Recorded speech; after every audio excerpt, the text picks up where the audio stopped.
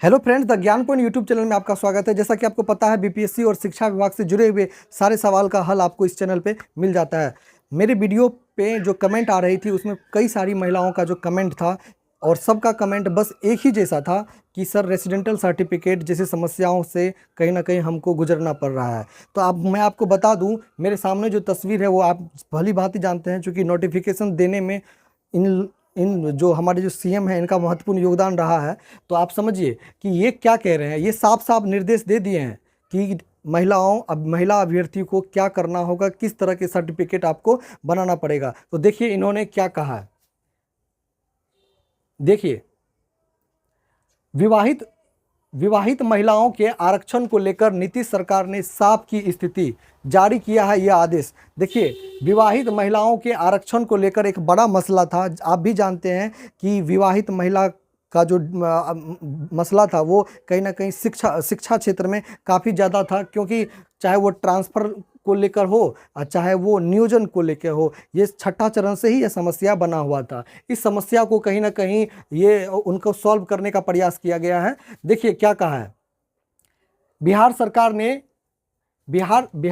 ने विवाहित महिलाओं के आरक्षण लाभ को लेकर स्थिति स्पष्ट कर दी गई है। इस संबंध में समान प्रशासन विभाग, देखिए समान प्रशासन विभाग वो होता है जहां पे आपको जाति आय आवासीय बनता है। जब आप बिहार लोक सेवा जब आप मान के चलिए लोक सेवाओं के अधिकार, यानी कहने का मतलब जब आरटीपीएस का जो आप खोलोगे, जैसे सर्विस प्लस पे आप देखते होगे कि जब आप खोलते होगे तो वहाँ पे समान प्रशासन विभाग लिखा होता है। नीचे में जाति आय आवासीय या अन्य प्रमाण पत्र बनाने को कहता है। तो समान प्रशासन विभाग को भी कहीं ना कहीं चेता दिया गया है। सभी विभागों के अपर मुख्य सचिव, देखिए अपर मुख्य सचिव, प्रधान सचिव के साथ प्रमंडलीय आयुक्त, डीएम आयोग, सभी सचिवों को इस संबंध में पत्र लिख दिया गया है। देखिए पत्र लिखने का बात किया गया है, यानी सबको लेटर लिखा गया है जिसमें कहा गया है कि रेसिडेंटल सर्टिफिकेट से संबंधित जो समस्या होगा उसका कहीं ना कहीं समाधान कर ले। तो क्या समाधान है, चलिए वीडियो पे बनी रहिए, और अगर कंटेंट अच्छा लगा तो आप इसे लाइक कर दीजिए, सब्सक्राइब कर दीजिए। देखिए क्या है, साफ बिहार सरकार का क्या आदेश है कि बिहार सरकार ने साफ किया है कि ऐसी विवाहित महिलाएं जिनके, देखिए बिहार सरकार ने साफ किया है कि ऐसी विवाहित महिलाएं जिनके पिता बिहार के मूल निवासी हैं और उनके द्वारा आरक्षण के लिए पति के आवास के आधार पर दावा किया जाता है तो उनके द्वारा पेश किए गए दावे को खारिज नहीं किया जा सकता। आप समझिए मेरी बात को, आप मेरी बात को समझिए। यानी कहने का मतलब ये है कि अगर कोई महिला ऐसी है जिनके पिता बिहार के मूल निवासी हैं, बिहार सरकार ने साफ किया है कि ऐसी विवाहित महिलाएं जिनके पिता बिहार के मूल निवासी हैं, उनके द्वारा आरक्षण के लिए पति के आवास के आधार पर दावा किया जाता है तो उनके द्वारा पेश किए गए दावे को खारिज नहीं किया जा सकता। यानी पति के आधार पर निर्गत अस्थायी निवास प्रमाण पत्र से उन्हें वंचित नहीं किया जाएगा। इस बात को समझिए क्या कहा गया। यानी कहने का मतलब है कि अगर पति के आधार पर कोई अस्थायी निवास प्रमाण पत्र के आधार मात्र से आपको वंचित नहीं किया जा सकता। यानी सरकार ने साफ कर दिया है कि अगर विवाहित महिलाएं भले ही पति के आवास पर रह रही हो, पिता बिहार के अस्थायी निवासी है तो उन्हें लाभ मिलेगा। यानी इस बात का आप निचोड़ हमसे समझिए। यानी कहने का मतलब है कि अगर मान के चलिए आप बिहार के निवासी हो और आपका मैरिज हो चुका है झारखंड में, यूपी में, तो अगर आपके पिता यहाँ के अस्थायी निवासी हैं तो आपको कहीं ना कहीं उसका लाभ मिलेगा।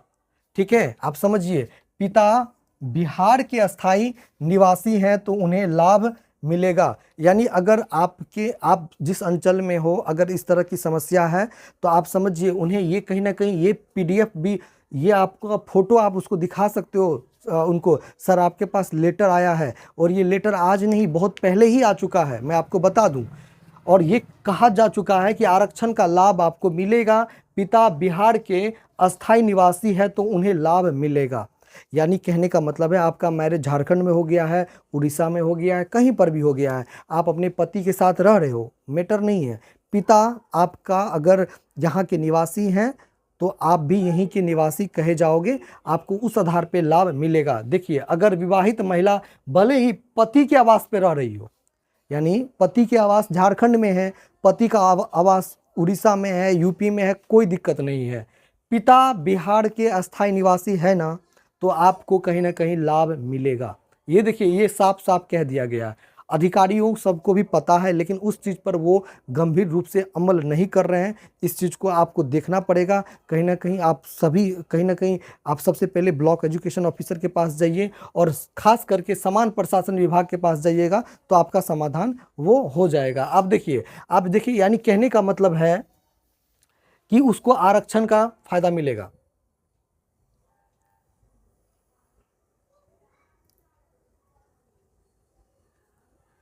देखिए यहाँ पे क्या, फिर से मैं आपको बता दूं कि साफ किया है कि ऐसी विवाहित महिला जिनके पिता बिहार के मूल निवासी हैं, उनके द्वारा आरक्षण के लिए, देखिए आरक्षण का बात किया गया, इसीलिए आप इस चीज़ को इग्नोर नहीं कर सकते। आरक्षण के लिए पति के आवास के आधार पर दावा किया जाता है, तो पेश किए गए दावे को खारिज नहीं किया जाता, नहीं किया जा सकता।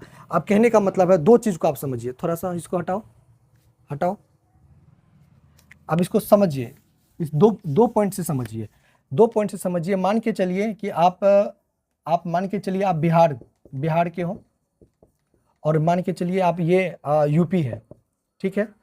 तो अगर आप मान के चलिए कि आप ये आपका मायके है, ठीक है, आपका ससुराल यहाँ पे है, ससुराल है, और ये आपका मायके है, ये आपका ससुराल है, तो आप कहीं ना कहीं आपके पिता, आप यहाँ पर फॉर्म भर सकते हो, कोई दिक्कत नहीं है, क्योंकि आपको आरक्षण का लाभ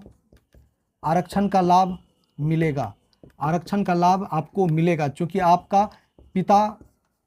आपके पिता क्या है, यहाँ के अस्थायी निवासी हैं, तो आपको आरक्षण का लाभ मिलेगा। लेकिन समस्या कहाँ पे है?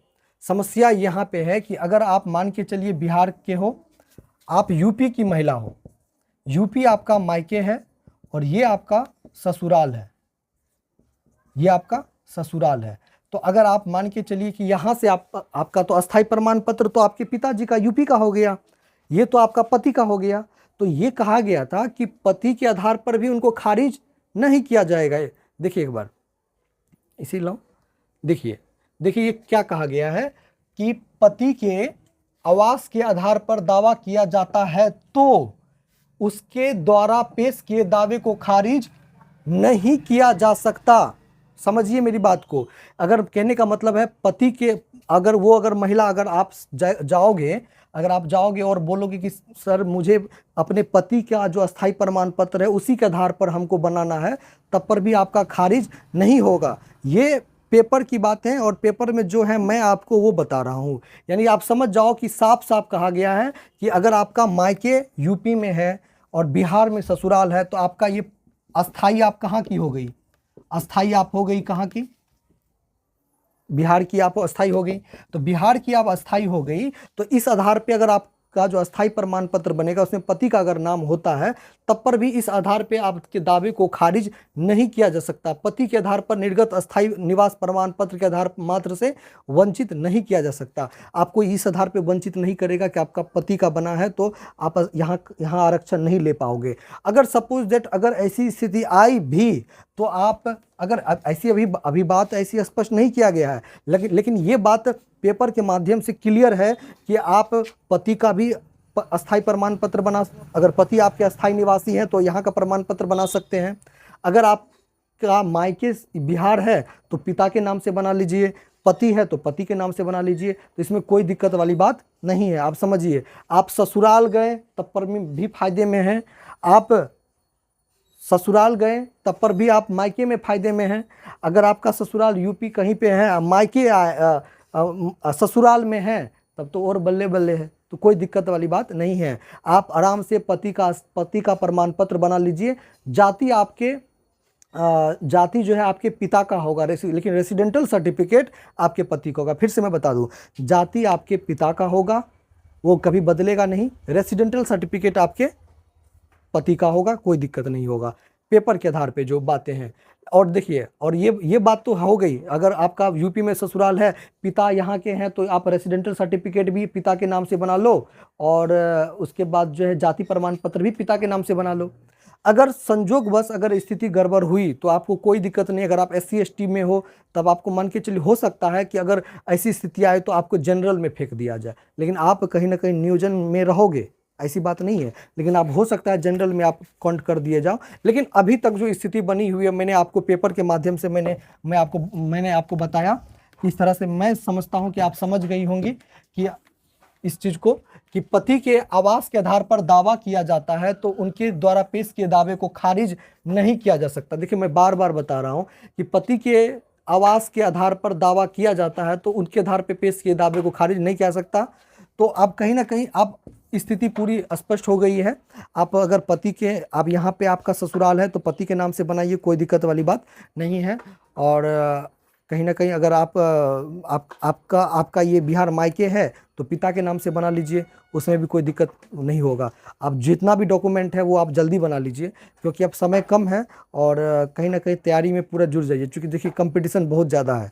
और हाँ, अगर चैनल अच्छा लगे आपको, कहीं ना कहीं वीडियो अच्छा लगे, कंटेंट अच्छा लगे, देखिए मेरे पास समय कम होता है, मैं अभी नाइट में, रात में अभी समझिए मैं वीडियो बना रहा हूँ, क्योंकि भर दिन मेरा शेड्यूल रहता है, चूँकि कोचिंग में पढ़ाता हूँ और फिर टीचिंग भी करना होता है, तो कहीं ना कहीं समस्या है। तो मैं फिर भी आप लोगों का जो समस्या है उनको मैं सॉल्व करने की कोशिश कर रहा हूँ। तो चलिए, धन्यवाद। हमारे चैनल को लाइक कर दीजिए, सब्सक्राइब कर दीजिए और शेयर कर दीजिए, ताकि सभी महिलाओं, जो भी महिला इससे कहीं ना कहीं जूझ रही है, उनको कहीं ना कहीं इसका समाधान मिल जाए। धन्यवाद।